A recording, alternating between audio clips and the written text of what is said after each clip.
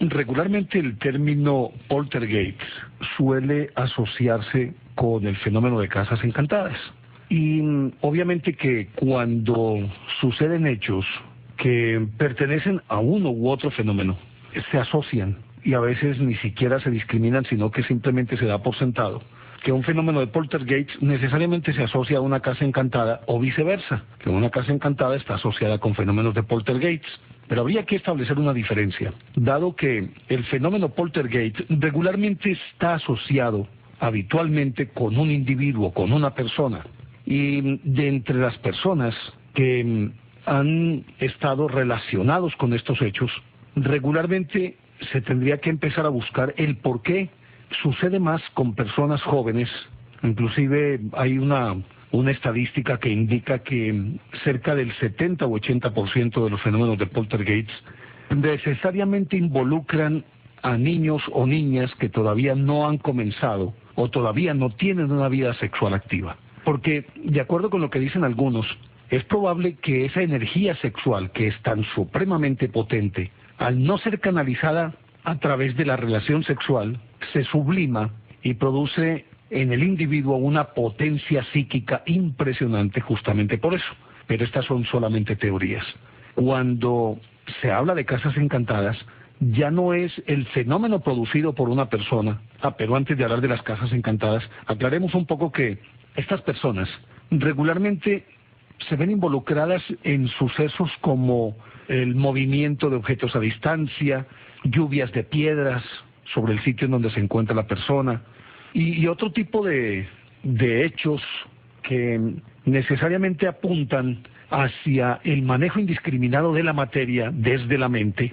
Tal vez esto puede ser producido por la ira, puede ser producido por una emoción alta del individuo, y entonces hace caer platos, hace llover piedras, mueve alacenas, mesas, cosas por el estilo. Aún a veces provocan accidentes, y dicen los estudiosos que cuando esto ocurre es porque la persona tiene una ira contenida contra aquella en la que el fenómeno se da. Por ejemplo, provocar una ruptura en la cabeza, un corte en la cabeza de una persona por una piedra lanzada que no se sabe de dónde viene, sino simplemente pega en la cabeza de aquella persona que es objeto de la ira de quien produce el fenómeno, pero que en la misma proporción, inclusive en que se da el corte en la cabeza, de la misma manera cicatriza, pero el efecto físico se siente y se puede ver.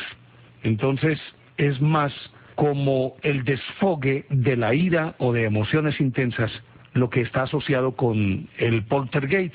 Pero en cuanto a las casas encantadas, son sitios en los que por sí mismos tienen una energía concentrada que se manifiesta de diversas maneras. Y no tiene nada que ver con las personas que llegan allí, sino que tiene que ver con ese ámbito en el que se desarrolló un acontecimiento traumático que generó una enorme angustia, pánico, dolor, celos, ira, cualquiera de estas manifestaciones tan humanas, y que esa energía que se irradió en ese momento, ya fuera producto del pánico, del terror, de la angustia, de los celos, cosas por el estilo, se quedan como fijados en esa estancia, y es lo que ellos llaman contagio psíquico, que podría ser que simplemente esa energía proyectada impregna todo ese espacio, y simplemente el espacio lo graba como si fuera una cinta magnetofónica, como las que usábamos antes en el cassette, o las cintas antiguas de grabación, y obviamente que al ser algo magnético, queda allí fijo, o fijado más bien, esa pulsión, o esa manifestación, o esa expresión, y ella se reproduce cuando hay un elemento estimulante, que puede ser o la aparición de una persona con unas dotes psíquicas especiales, y que quizás como una antena podría asimilarse como a un receptor que capta las señales que están allí en el ambiente, y simplemente esa persona tiene la antena precisa para captar esas señales, y ante ese estímulo se reproducen las escenas, y por eso se pueden ver los fantasmas en ocasiones también, y por eso es un poquito la confusión con el fenómeno poltergeist, que también se dan efectos telequinésicos, es decir, movimiento de objetos a distancia, o ataques a una persona a partir de una andanada de platos que es lanzada de la nada, o de muebles que se caen, o mesas que se corren, pero ya estos no asociados con la persona que lo percibe y que lo padece, sino con la casa misma. Es bueno aclarar eso para que tengamos definiciones concretas en uno u otro sentido.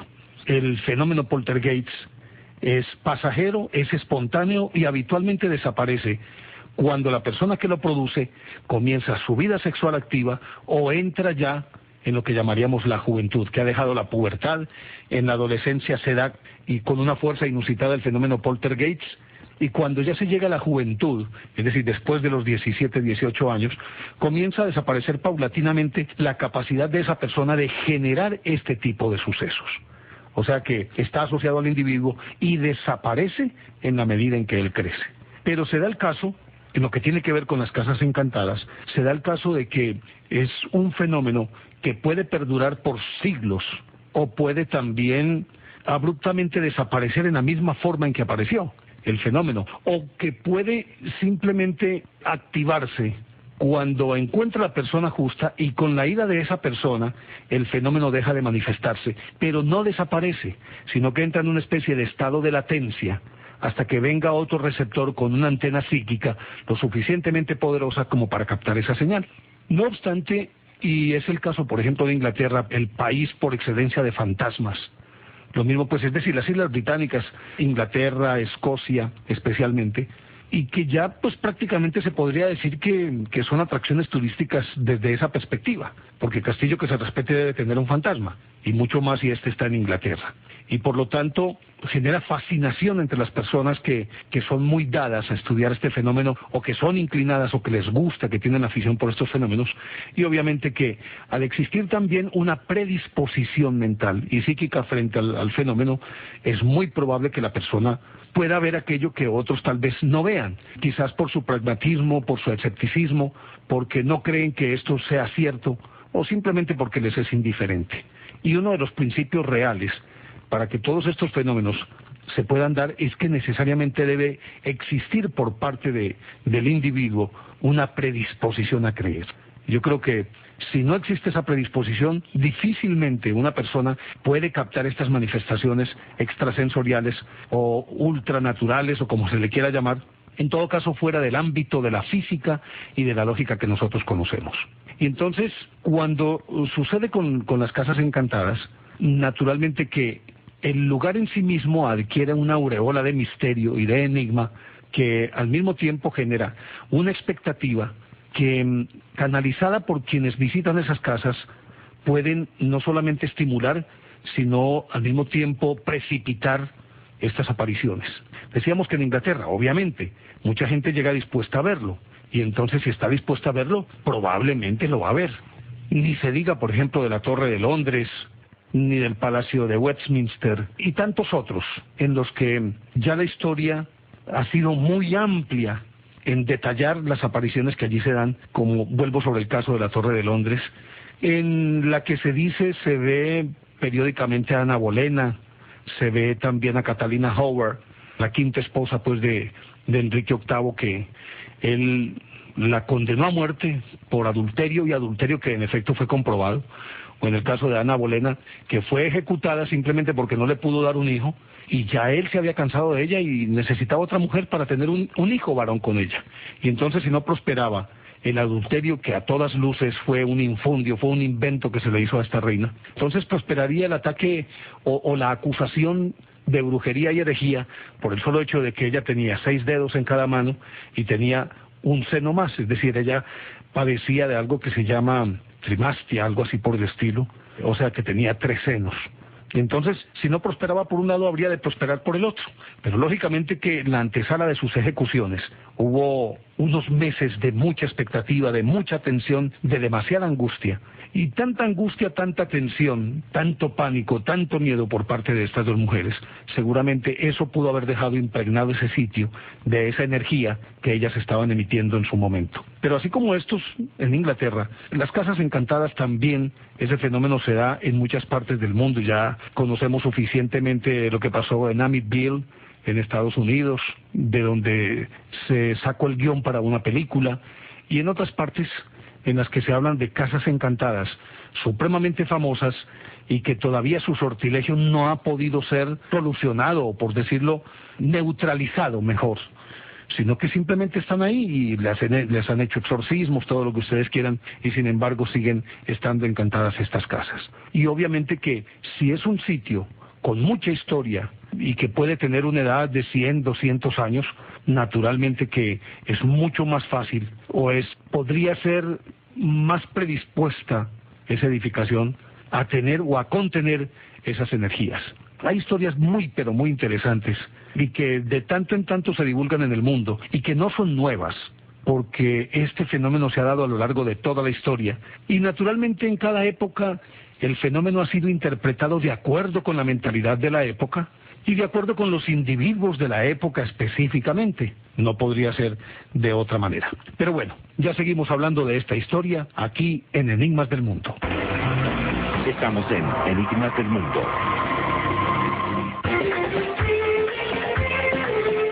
Por ejemplo, hay una historia muy interesante que la plasma en uno de sus libros el escritor Robert Tuckett, uno de los hombres que más ha estudiado los fenómenos parapsicológicos. Es muy interesante que la plasma en uno de sus libros el escritor Robert Tuckett, uno de los hombres que más ha estudiado los fenómenos parapsicológicos y que se le concede una enorme respetabilidad en este campo. Y él cuenta de una historia cuyos detalles se los contó la protagonista y fue base de uno de sus libros.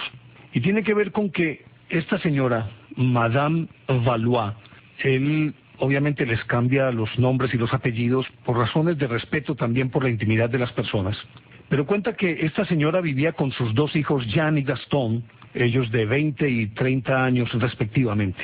Y que alquilaron una casa, un caserón, diríase que un cuasi castillo, pues, que se llamaba El Priorato, así se le conocía popularmente, porque allí había vivido el prior de una comunidad religiosa y que fue esa propiedad expropiada durante la Revolución Francesa.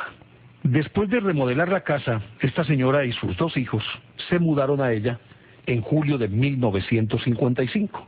Llevamos unos cuantos días viviendo allí cuando una noche ella dormía en la alcoba principal, que resultó posteriormente, después de que ella se dedicó a averiguar, resultó que era la habitación del prior. Y entonces estaba ella, cuenta, quedándose dormida, eso fue el 10 de julio de 1955, cuando de pronto sintió un cierto frío y como una especie de rumor, y entonces se incorporó, se sentó en su cama, y como tenía la habitación iluminada con una lamparita simplemente para dar una semipenumbra, pues resulta que vio como una sombra de forma humana, que llevaba un vestido largo y la cabeza estaba cubierta con un capuchón, empezó a avanzar hacia ella. Ella estaba acostada. Y cuenta que se quedó petrificada de terror. La garganta seca, sudaba, pero tenía un frío impresionante porque la habitación en ese momento bajó la temperatura. Ella dice que cerca inclusive del cero, pues de 0 grados. Y trató de levantarse, pero se quedó paralizada. Trató de hablar, pero no emitía ningún sonido, es decir, de su garganta no salía absolutamente nada. Y ese terror tan indescriptible la mantuvo clavada en ese sitio. Pero la sombra, haciendo caso omiso de ella, simplemente avanzó hasta la chimenea, se arrodilló, y en el momento en que se arrodilla, ella siente el golpe producto del contacto de la rodilla con el piso. Y la sombra se levanta y vuelve y se arrodilla 3 veces más, junta las manos como implorando, y luego de permanecer algún tiempo arrodillada se levanta de nuevo y vuelve y se arrodilla 3 veces más, y a continuación se incorpora pues esta figura y simplemente da la vuelta y comienza a caminar hacia un pequeño gabinete que se halla casi a la entrada de la alcoba y desaparece. Pero al desaparecer, es decir, ella ve cómo la figura abre la puerta y sale. Y en el momento en que sale, aún con la puerta abierta, ella siente como un fardo que cae contra el piso, como si fuera un cuerpo que de pronto trastabilla y se va al piso. Cuando eso ocurrió, ella todavía estuvo unos cuantos segundos más paralizada, hasta que por fin se pudo reponer de esa sorpresa. Se levantó, salió, buscó por todas partes y no vio absolutamente nada. Naturalmente, pues que esa noche no pudo dormir, se quedó en silencio, prendió las luces y no se pudo dormir. Pero temía llamar a sus hijos, porque además ellos eran personas muy pragmáticas que decían que no creían absolutamente en nada. Y aparte de ello, a ella le encantaba la casa Y si se da un evento de estos, era muy probable que los hijos le dijeran, no madre, vámonos de aquí, busquemos otra casa. Ella no quería irse de la casa.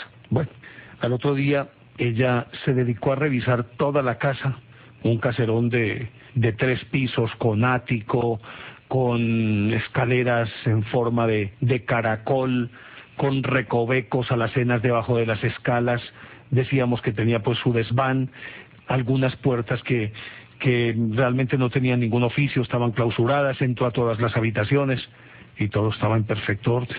Bueno, pasaron 2 o 3 días más y ya ella pues estaba empezando a olvidar el incidente, cuando una noche se abrió la puerta de la habitación e ingresó a la habitación la misma figura, es decir, el tipo que llevaba un vestido largo que no era otra cosa que dijéramoslo, como una especie de sotana, pues, o un hábito de monje, con la cabeza metida dentro del capuchón, las facciones no alcanzaba a distinguirlas. Y ella, que antes de esta aparición se había dicho, si vuelve a aparecer, pues voy a tratar de conservar la calma y hablar con esa figura, a ver qué es lo que está pasando. Sin embargo, se sintió también paralizada de miedo y se quedó Lela observando la figura, que hizo caso, como en la primera vez, hizo caso omiso de ella. Fue de nuevo hasta la chimenea, se arrodilló ante la chimenea, permaneció largo rato. Ella calcula, en medio de ese miedo, ella calcula que pudo ser tranquilamente media hora, y ella ahí petrificada. Después de esa media hora se levantó, volvió y se arrodilló 3 veces y salió. Y entonces ahí sí que para ella la cosa se puso color de hormiga. Sin embargo, se quedó callada, no quería comentar absolutamente nada con sus hijos. Averiguó, y ahí fue cuando le contaron que esa era la casa del prior de aquella comunidad religiosa que había sido expropiada durante la Revolución Francesa, y que justo donde ella dormía era la habitación del prior. De ahí en adelante, en varias oportunidades, la figura se aparecía, hacía exactamente lo mismo, se arrodillaba, oraba, se incorporaba, volvía y se arrodillaba 2 o 3 veces y salía. Algunas veces se perdía por el gabinete del que estábamos hablando ahora, otras veces abría la puerta y salía. No volvió a sentir que se cayera a la salida como la primera vez, que sonara como el cuerpo que da contra el piso. Y ya ella pues como que se fue aquietando un poquito, fue perdiéndole por lo menos el terror, sentía miedo, pero podía reaccionar. Lo más interesante para ella era que no se correspondía esa imagen con la que tuvo siempre desde niña, la imagen que tuvo de los fantasmas, que habitualmente a uno se los pintan como esqueletos envueltos en sábanas y cosas por el estilo, sino que ella, tratando de evocar esa figura, siempre llegaba a la conclusión de que, a pesar de no ver las facciones específicamente, sabía con certeza que esa cara pertenecía a un monje ya evidentemente viejo. Unas semanas después, acababa de apagar la luz y se había acostado, y de repente empezó a abrirse poco a poco la puerta de la habitación y la sombra del monje avanzó hacia ella. La cama de ella estaba casi enseguida de la chimenea, pues obviamente que en un castillo de estos viejos, pues lógicamente que estar cerca de la chimenea le garantiza por lo menos calor a la persona durante las noches y en las épocas de invierno. Como de costumbre, se arrodilló en esa oportunidad y de pronto ella tuvo la sensación de que él empezaba como a agitarse un poco, con movimientos convulsivos, como cuando una persona llora de manera incontenible y lleva ya suficiente tiempo, y entonces empieza como a convulsionar o a tener unos movimientos espasmódicos como para tratar de respirar mejor. Y así parecía esta figura. Después de estar orando durante un rato, ella le cuenta a Robert Tockett, al autor pues de este libro, que escuchó una voz muy extraña, de un tono y de un color, de una textura indefinible, pero que era muy inteligible lo que él estaba diciendo, se podía entender perfectamente, y él decía: Dios mío, misericordia, tener piedad de mí, tener piedad, Dios mío, perdóname, Jesucristo.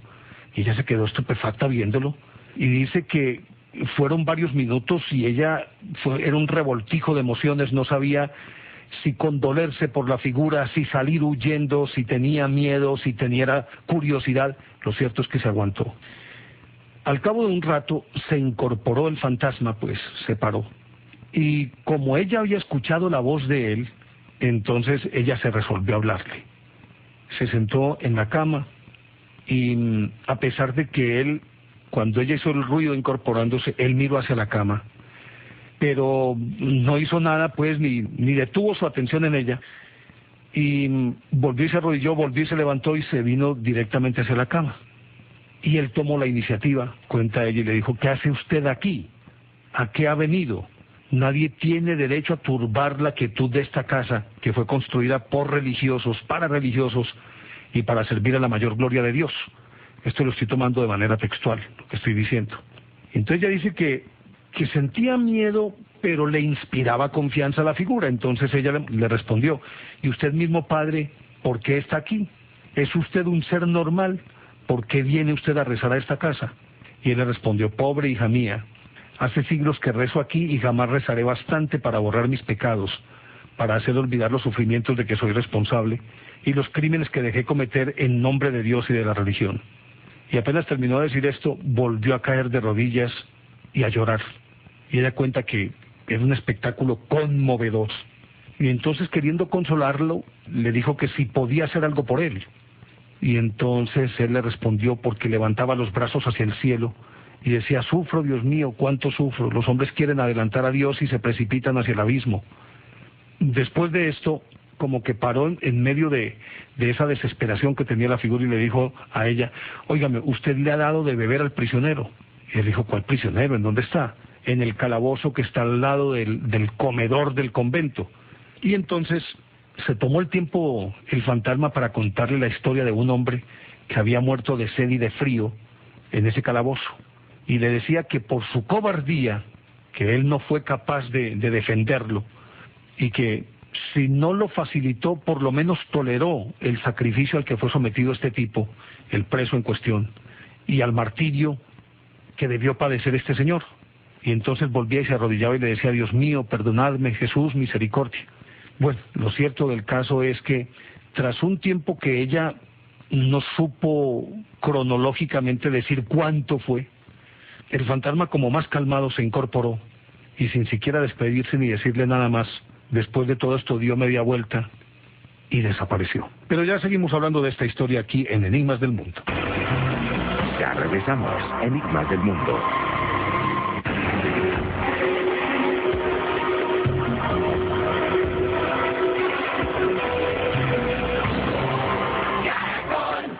¿Qué puede hacer con 50.000 pesos? Hago mercado. Pues bien, la cosa se quedó así, y durante algún tiempo el monje no volvió a aparecer, no hizo ninguna manifestación. Cuando pasadas ya unas semanas, volvió a aparecerse en la noche exactamente de la misma manera. Algunas veces abría la puerta e ingresaba a la habitación. Otras veces simplemente emergía de la nada y se dirigía infaltablemente hacia la chimenea, se arrodillaba, pedía perdón, se sentía sus sollozos y se veía que a todas luces estaba sufriendo lo indecible. Pero en la siguiente aparición ya no llegó de una manera tan apacible, sino que llegó relativamente irritado y le dijo a Madame de Valois que por qué no habían recuperado la imagen de Nuestra Señora de la basura. Padre, pero es que yo nunca he visto ninguna estatua, no sé de qué me está hablando. Entonces le dijo: están junto al oratorio y si busca un poquito va a encontrar los trozos. No importa que haya sido mutilada, vuélvala a poner en su sitio, en el oratorio. Allí durante varios siglos fueron muchos peregrinos a honrarla y a pedirle favores, y ella hizo muchísimos milagros, así que por favor devuélvala a su sitio. Bueno, ella se comprometió a buscar la estatua y que en caso de hallarla, diríamos, restaurarla o por lo menos pegarla, porque inclusive le habían cortado la cabeza. Parece que unos vándalos por la época de la Revolución Francesa entraron y la volvieron añicos. Ella se comprometió a que si encontraba la estatua la devolvería a su sitio. El monje, visiblemente tranquilo, le hizo una inclinación de cabeza, como diríamos, una venia, y desapareció. Pues ella se quedó durante algún rato sin poderse mover y visiblemente impresionada, irrumpió en llanto. Sin embargo, ya no sentía ese miedo que en principio la invadía, sino que era como una especie de conmiseración, de piedad, como dijéramos un amasijo de sentimientos en los que confluían el miedo, el terror, pero al mismo tiempo la curiosidad y muy en el fondo el deseo vehemente de ayudarle a ese fantasma, en este caso pues a esa alma en penas, a salir de ese estado, ya que pudiera pues alcanzar la beatitud o por lo menos el descanso que se merecía. Pasó el tiempo y ella en ningún momento le contaba a sus hijos lo que estaba ocurriendo, y con todo y ello, de manera muy sutil, les pedía a los hijos que buscaran cualquier cosa, en el desván, en cualquier parte, pero el trasfondo de todo esto era que ella deseaba, era que ellos se encontraran a la Virgen en cuestión y la famosa celda o la mazmorra en la que había estado recluido aquel preso del que se dolía por su indiferencia el monje, el viejo monje fantasma. Resulta que ellos descubrieron a lo largo de la pared de una capilla, a lo largo de la pared de la capilla, una especie de un espacio como el tamaño de un baño moderno, pero obviamente pequeño, y que tenía todos los visos de haber sido utilizado como calabozo. Inclusive en las paredes todavía se podían ver algunos rasguños supuestamente producto de la desesperación del preso que allí estuvo confinado, y algunas palabras que evidentemente se habían hecho o con un pedazo de piedra, con algo filoso que pudiera tarjar la pared, y allí había algunas palabras que eran ininteligibles para los muchachos. Entonces así se convenció ella de que el monje estaba diciendo la verdad, pero para los hijos eso se estaba convirtiendo en un misterio, la insistencia de la mamá porque buscaran cosas, pero aparte de eso la notaban supremamente delgada y pálida. Luego de algún tiempo ella encontró parte de la estatua de la Virgen que estaba por allá tirada entre unos, diríamoslo casi que como en un albañal, en las afueras pues de la casa. Entonces recuperó esa parte, la lavó, trató de ponerla presentable. Sin embargo, la cabeza de la Virgen no aparecía. Luego de buscar por todas partes, encontró por allá en un desván la cabeza, pero con todo y ello se notaba que por lo menos en sus manos estaba faltando algo, y ese algo no era otro personaje más que el niño Jesús. Sin embargo, no lo podía encontrar. Durante varias noches varias noches consecutivas se le apareció el fantasma, y ella pues evidentemente acostumbrada a su presencia, es decir, sentía el miedo natural, sentía cierto sobresalto, pero la curiosidad era más fuerte y ella quería conocer más acerca de esta historia. Cuenta que en alguna oportunidad tenía 2 perros muy bonitos y que habitualmente dormían en otro lado de la casa, pero un día le dio a los 2 perros por irse a dormir al cuarto de ella les permitió entrar, y cuando estaban dentro, ellos empezaron a aullar, a ladrar, y se les erizó el pelo, y aparte de eso temblando los perritos, pues ella tuvo que abrirle la puerta y ellos se escaparon aullando, y cuando los perros salieron apareció el fantasma, hizo exactamente lo mismo, oró, se prosternó, se levantó, se volvió a arrodillar, y luego de un tiempo que ya más o menos ella tenía establecido que podría durar entre 10 y 15 minutos, volvió a desaparecer tal cual había llegado. Pero entonces los muchachos estaban muy preocupados, pues como decíamos, por la delgadez de la mamá y porque se veía como ese deterioro físico, hasta que en alguna oportunidad empezaron a escuchar unos ruidos, y los ruidos ya sí eran audibles para todos. Y entonces ella supuso, lógicamente, que esos sonidos podrían ser hechos por el fantasma en cuestión. Y los muchachos, muy intrigados, se fueron a buscar por todas partes a ver de dónde procedían esos ruidos. Y prácticamente entraron a todas las habitaciones, Jan y Gastón, que así se llamaban. Y los ruidos continuaban, y aunque parecían proceder en principio de un determinado sitio de la casa, cuando llegaban a esa parte, ya estaban sonando en otra totalmente diferente, o en la parte opuesta. Sin embargo, ellos, muy pragmáticos, le achacaban la culpa de esto a una ventana o una puerta mal cerrada, y entonces el viento era el que los movía y hacía que produjeran esos sonidos. Sin embargo, después de asegurarse de que todo estaba bien cerrado, continuaron los sonidos. Y los perros, visiblemente nerviosos, no se hallaban en ninguna parte de la casa, y los ruidos cada vez eran más fuertes. Y demasiado intrigados, pasaron la noche casi que en vela, y al día siguiente de nuevo inspeccionaron toda la casa, todos los rincones, y no encontraron nada sospechoso. Durante varias noches se sintieron los mismos ruidos, y a pesar de que ellos trataron de encontrar la causa, nunca pudieron hallarla. Inclusive llegaron a apuntar la posibilidad de que alguien se metiera por el subterráneo, que era una casa, pues imagínense, una casa de 2 siglos de antigüedad, de más de 2 siglos. Se imaginan ustedes pues los recovecos que podría tener. Sin embargo, después de revisar la parte inferior de la casa, no encontraron nada. Inclusive llegaron a sospechar que podría ser por aquella región. Parece que se daba el hecho de que muchas personas buscaban tesoros escondidos que supuestamente podrían haber pertenecido a los templarios, o por lo menos a algún señor feudal, y no encontraron nada. Una mañana a las 6, muy temprano, apenas estaba despuntando el sol, empezó la puerta del armario que quedaba dentro de la habitación, en donde entre el pasillo y el comedor, empezó a sacudirse de una manera frenética, y los 2 perros empezaron a aullar, se les erizó el pelo, salieron corriendo. Bueno, dijéramos lo que esos perros estaban, si es que se puede aplicar ese término a los animales, estaban fuera de sí. Y un frío que calaba los huesos reinaba en toda la casa, y especialmente en el cuarto donde ella dormía. Inclusive los perros llegaron a un momento dado en que saltaron sobre el cuerpo de su ama porque no encontraban ningún otro sitio como para guarecerse de esa presencia, y casi que, como eran perros grandes, perros guardianes, casi que la aplastan, y hasta que ella se pudo liberar de ellos.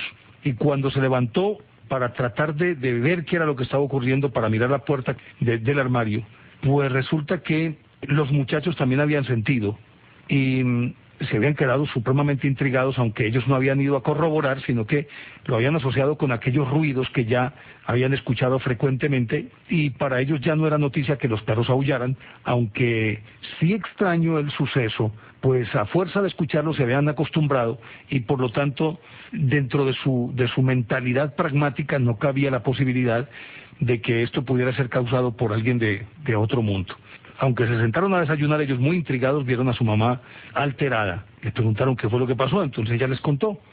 Y uno de los muchachos, Gastón, fue hasta la puerta del armario, lo abrió y no encontró nada. Cuando bajaba, escuchó como unas pisadas subían como saltando escalones, y se dedicó a perseguirlo por toda la casa, porque era una casa de 3 pisos, y no pudo ver nada, y ya era plena luz del día, eran las 8 de la mañana.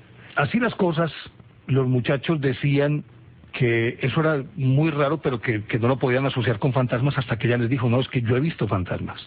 Y dice uno de los muchachos: hombre, yo he notado cuando vengo acá o estoy dentro de la casa, que tengo la sensación de que alguien me está siguiendo, y cuando volteo a mirar, pues obviamente no encuentro nada.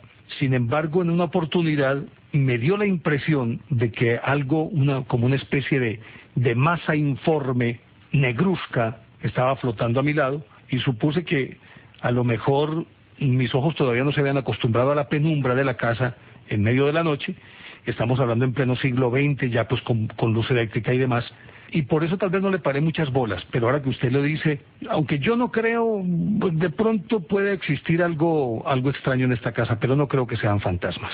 Durante algún tiempo las cosas se quedaron así, de ese tamaño, mucha tranquilidad, y pareciera que el viejo monje se había aburrido de aparecérsele a Madame de Valois, pero ya seguimos hablando de esta historia aquí en Enigmas del Mundo.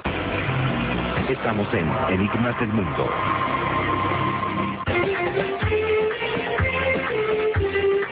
Pues aunque en principio y durante bastante tiempo ya habían transcurrido más o menos unos 2 años en todo este ir y venir del fantasma, la aparición, que en principio y durante bastante tiempo ya habían transcurrido más o menos unos 2 años en todo este ir y venir del fantasma, la aparición o no, ella callada durante todo este tiempo. Ya después de esta conversación, cuando él decía que había visto una masa informe negruzca cerca de él, empezaron a cavilar un poco. Entonces, viendo la delgadez de la mamá y cómo estaba, resulta que ella se debilitó tanto que fácilmente fue presa de un ataque de ictericia. Entonces tuvieron que llevarle médico, la obligaron a guardar cama, y entonces optaron porque ella saliera de esa habitación y los 2 muchachos irían a dormir en ella. Se hizo el cambio. Ella se fue para una habitación mucho más pequeña, ellos 2 en esta que era más espaciosa, acomodaron las 2 camas, y aunque no se les aparecía el monje, permanentemente estaban escuchando ruidos de diferente tipo, incluido como si fuera el teclear de una máquina de escribir o de una rotativa de imprenta. En algunas oportunidades también daba la sensación de que podría ser como si se estuviera enviando un mensaje en el alfabeto Morse, Sin embargo, pues ellos, a pesar de que esculcaban por todas partes, no encontraban nada, pero se mantenían en su escepticismo. Luego de unos días, ya ellos supremamente inquietos por esto, decidieron entonces jugársela el todo por el todo y llamar a quién, pero quién nos puede ayudar. Se les ocurrió la idea entonces de llamar a un cura o algo por el estilo. Sin embargo, aplazaron esta decisión, pero averiguando les contaron que todos los inquilinos que habían habitado esa casa habían sido acosados por ese fantasma, y pues resulta que se iban rapidito de la casa. Inclusive algunos lugareños decían, vea, pero no se preocupen tanto, que pareciera que había unos parientes lejanos de los dueños de la casa que querían heredarla a toda costa, y entonces los lugareños decían que no, esos son los familiares que quieren sacarlos a ustedes y que nadie vuelva a habitar esta casa para poder ellos reclamarla, demolerla y construir de nuevo. Pero bueno, entonces ya con estos elementos, ellos ya aceptaron pues el hecho de que en efecto había una forma extraña ahí. Y una noche cualquiera por la tarde estaba ella arreglando las rosas en el jardín, cuando se le apareció una figura que evidentemente no era el monje en cuestión, sino que era otro muy diferente, pero vestido, dijéramoslo, con más alcurnia, que él tenía un sayal de monje, de tela burda, encapuchado. Vestía lo que podría asimilarse como a una sotana, que tenía el distintivo pues como de ser un superior, en este caso un obispo o algo por el estilo. Y le dijo a Madame de Valois que estaba haciendo ahí: váyase de esta casa, que esta casa no es suya, esta casa le fue quitada a los religiosos que la habitaban, así que por favor váyase de aquí.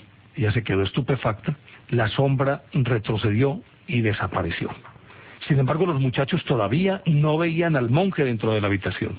Cuando, pasado el tiempo y después de tantos ruidos en esa habitación, un día se levantó uno de los muchachos, pero la noche anterior, el hijo menor, o sea, Jan, volvía de una fiesta y de pronto vio la silueta que él inmediatamente la asoció, de acuerdo con la descripción que le había hecho su madre, la asoció con la figura del prior. Sin embargo, sacando fuerzas de flaqueza, llegó, entró y se acostó y no pasó nada. Gastón, el hijo mayor, se levantó porque tenía que hacer unas vueltas, se levantó temprano y el otro se quedó durmiendo, y de pronto como fugitivo en pena, pues bajó saltando de a 4 escalones, Jan, lívido, descompuesto, hasta el comedor en donde estaba su madre con su hermano. Inmediatamente les digo: vengan, acabo de ver el fantasma.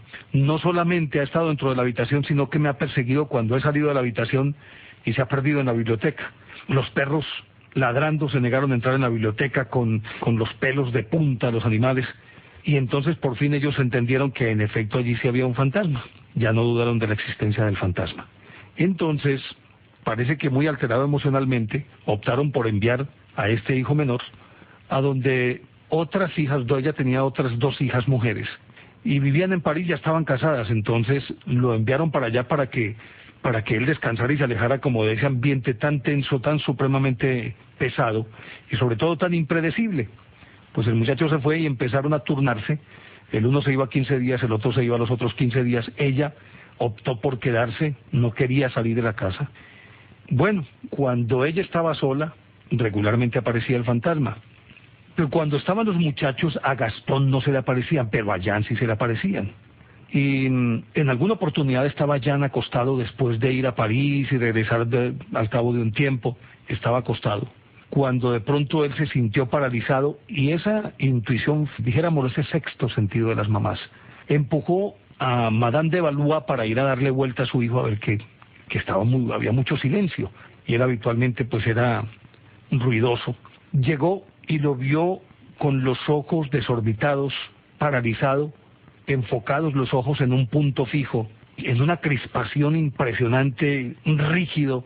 Cuando se arrimó, vio junto a la cama del muchacho a un fantasma. Y entonces la mamá, al final de cuentas, esa valentía de madre cuando ve a su hijo en una situación difícil, ella inmediatamente se adelantó y le habló al fantasma.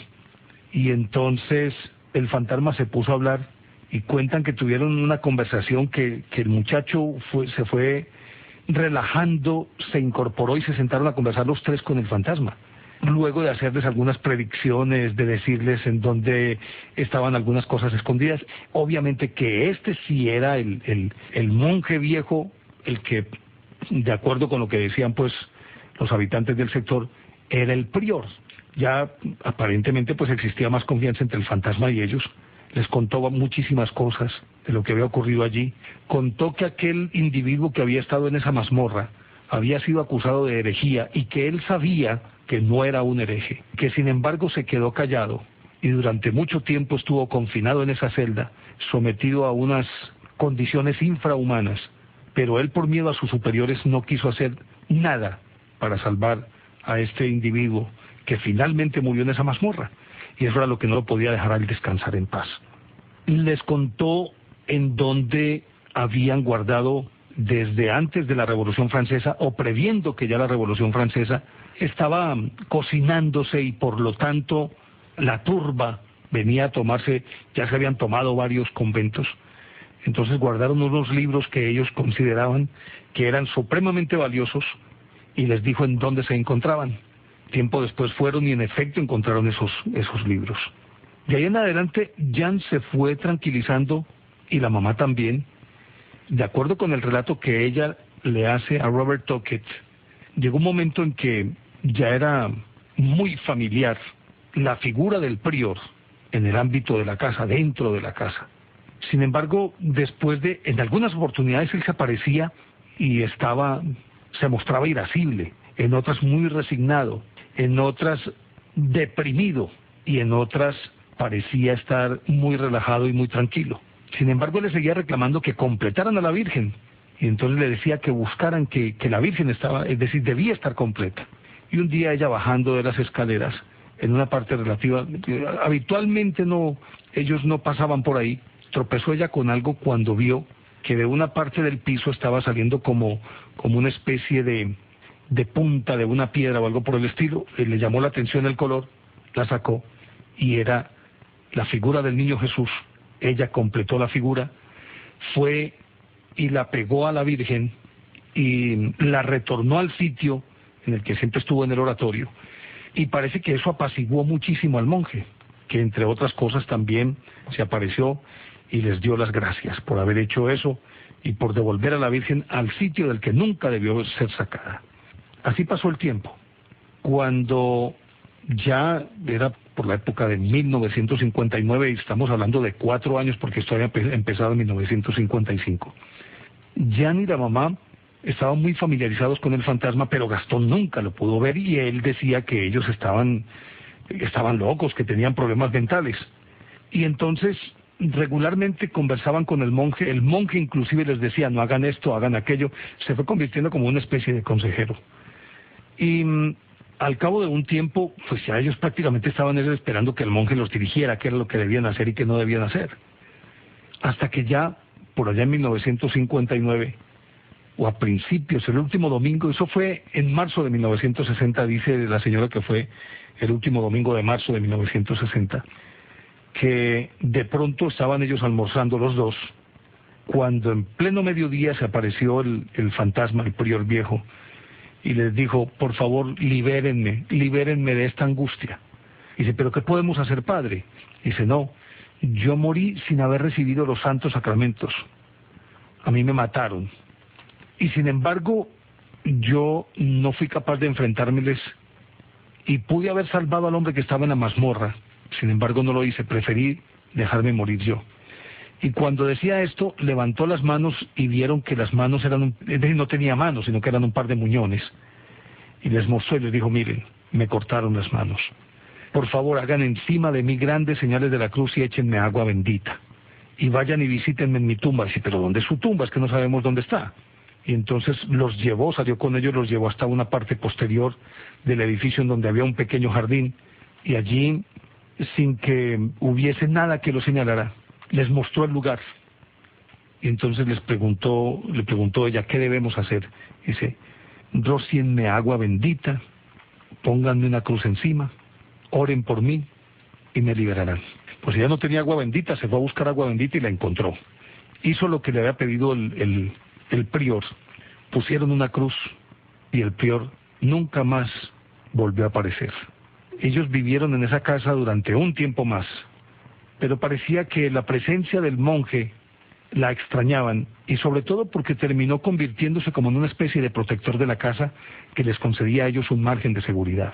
Gastón, el hermano mayor, nunca pudo ver al fantasma, pero Jean y Madame de Valois se familiarizaron tanto con él que parecía un miembro más de la familia. Pero después de esa ceremonia nunca más volvió a aparecer, y cuentan que lo echaron de menos durante muchísimo tiempo, y siempre manteniendo la secreta esperanza de que él volviera a aparecer, pero jamás volvió a aparecer. Tiempo después ella murió en esa casa, y su hijo simplemente la abandonó la casa, claro. Nunca más se volvió a sentir nada. Y este es uno de los casos más bien documentados, más bien estudiados, de casas encantadas, y que lo llevan a uno a pensar, bueno, realmente se necesita alguien que se convierta en una especie de antena, que se conecte con esa emanación de energías en las que queda impregnado un edificio, o en este caso puede ser un espíritu, aunque hay varias teorías. Los teósofos dicen que quien queda allí es uno de los tantos cuerpos que posee el hombre, cuerpos que se corresponden con distintos niveles de elevación espiritual. Los espiritistas dicen que son personas que han muerto y que por cualquier circunstancia no han podido encontrar la paz. Los psicólogos dicen que simplemente es producto de una alucinación colectiva, que un individuo lo siente de manera muy fuerte y lo puede transmitir a quienes lo rodean. Y así por el estilo, cada quien tiene una teoría.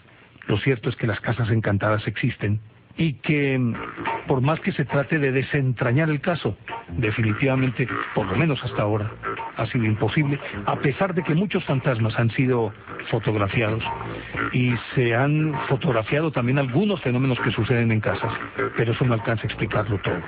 Sigue siendo una verdad, o sigue siendo un misterio, que para ser desentrañado, por lo menos hasta ahora, tiene uno que morirse para saber que hay más allá. Llegamos al final de nuestro programa. Queríamos contarles esta historia, que seguramente sobre ella volveremos en alguna oportunidad. Entre tanto, muchísimas gracias a don Octavio Gallo en el sonomontaje, a ustedes por la compañía. Sigan solicitando unos temas y con mucho gusto trataremos de complacerlos. Así que por ahora, muchísimas gracias. Nos encontramos en una semana, porque el próximo domingo será otro cuento.